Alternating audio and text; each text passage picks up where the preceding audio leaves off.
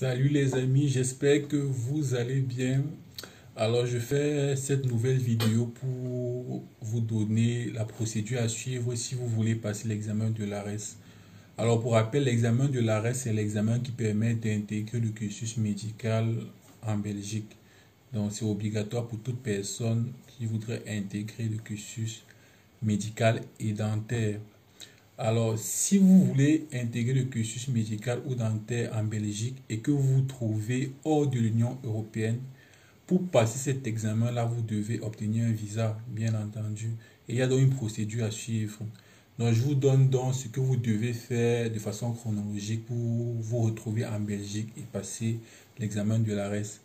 Donc, comme vous savez bien, l'examen de l'ARES, on a deux sessions. On a une session en juillet et on a une session en août. Alors, pour la première session en juillet, les inscriptions se font généralement à partir de mai. Et ce n'est que quand vous vous êtes inscrit à l'examen de l'ARES que vous pouvez entamer les procédures de visa. Donc, ça signifie qu'avant mai, vous ne pouvez rien faire du tout en ce qui concerne l'examen de l'ARES. Mais si vous voulez postuler dans une université, vous pouvez le faire. Mais en ce qui concerne l'examen de l'ARES, avant mai, vous ne pouvez faire aucune procédure. Donc, avant mai, tout ce qu'il vous reste à faire, c'est de rassembler vos documents, vos relevés, vos diplômes et bien entendu d'étudier. Et ce n'est que quand on va lancer l'examen de l'ARES en mai que vous pourrez vous inscrire. Et du coup, quand vous vous inscrivez, l'on vous remet en PDF un document qu'on appelle une attestation d'inscription à l'examen de l'ARES. Et c'est donc avec cette attestation d'inscription-là que vous pouvez donc faire vos procédures de demande de visa. Alors, quand vous vous êtes donc inscrit et que vous avez cette attestation-là, il y a plusieurs étapes avant d'obtenir le visa. Alors, la première étape, c'est de défendre son projet d'études. En fait, vous allez passer un entretien. Au Cameroun, il y a une institution qu'on appelle souvent Campus Belgique. Donc, vous allez aller dans cette institution-là, vous allez passer un entretien. Et l'entretien-là vise tout simplement à, premièrement, dire pourquoi vous voulez aller en Belgique, pourquoi vous voulez faire médecine en Belgique, pourquoi pas au Cameroun. Bref, donnez vos motivations. Deuxièmement, défendre votre projet d'études. Pourquoi c'est en Belgique que vous voulez faire des études.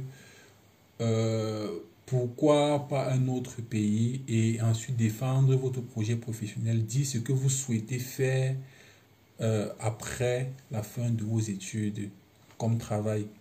Et enfin, la dernière chose, c'est bien entendu ça m'échappe.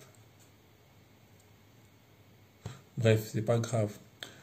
Donc, quand vous êtes donc passé à Campus Belgique, quand vous êtes passé à Campus Belgique et que vous avez passé cet entretien-là, vous devez donc rassembler les autres pièces pour déposer le visa. Et parmi les pièces, il y en a plusieurs. Il y a la redevance administrative. Je reviendrai dessus dans une prochaine vidéo. On a la prise en charge.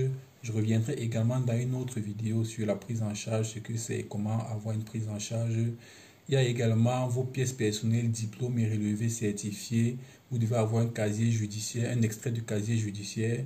Vous devez également avoir un certificat médical. Donc, il y a ces quelques pièces-là que vous devez avoir pour pouvoir donc partir dans l'endroit où il faut déposer votre dossier de visa. Et ça prend un certain temps. Donc, il faudrait vous préparer pour ça. Voilà, une fois que c'est fait et que vous avez déposé votre dossier de visa, je crois qu'à l'époque on déposait à VFS, mais apparemment ça a changé. C'est dans une autre société qu'on dépose le dossier de visa. Je rappelle que ce n'est pas directement à l'ambassade qu'on dépose, on dépose dans une société, une entreprise qui va se charger d'acheminer à l'ambassade. Et comme je disais à l'époque c'était VFS, mais apparemment ça a changé du moins au Cameroun. Voilà, une fois que c'est fait, vous ne pouvez qu'attendre et prier d'obtenir votre visa pour vous retrouver en Belgique pour pouvoir passer l'examen de l'ARES. Voilà, et vous pouvez passer bien entendu toutes les sessions. Alors, le visa qu'on vous octroie, c'est un visa étudiant d'une durée d'une année. Voilà, et qui vous permet donc de passer les différentes sessions de l'examen de l'ARES. Voilà. À côté de cette procédure classique, il y a également une procédure de sécurité. Généralement, ceux qui veulent passer l'examen de l'ARES postulent dans des universités, dans des filières, dans d'autres filières.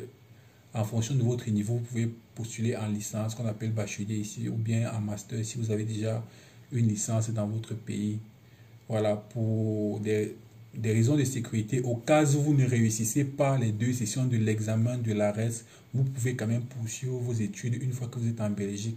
Parce que dites-vous bien que si vous vous retrouvez en Belgique, vous ne réussissez pas la première session, vous ne réussissez pas la deuxième session et que vous ne continuez pas vos études en Belgique, l'année qui suivra, vous ne pourrez pas renouveler votre séjour.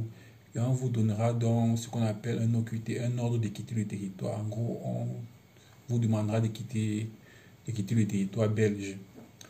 Donc voilà en gros ce qu'il faut savoir sur la procédure à suivre pour passer l'examen de l'ARES. Donc les dates clés, c'est généralement en mai pour le lancement officiel de l'examen de l'ARES. Et pour ceux qui veulent postuler dans des universités, dans d'autres filières, c'est le 15 février.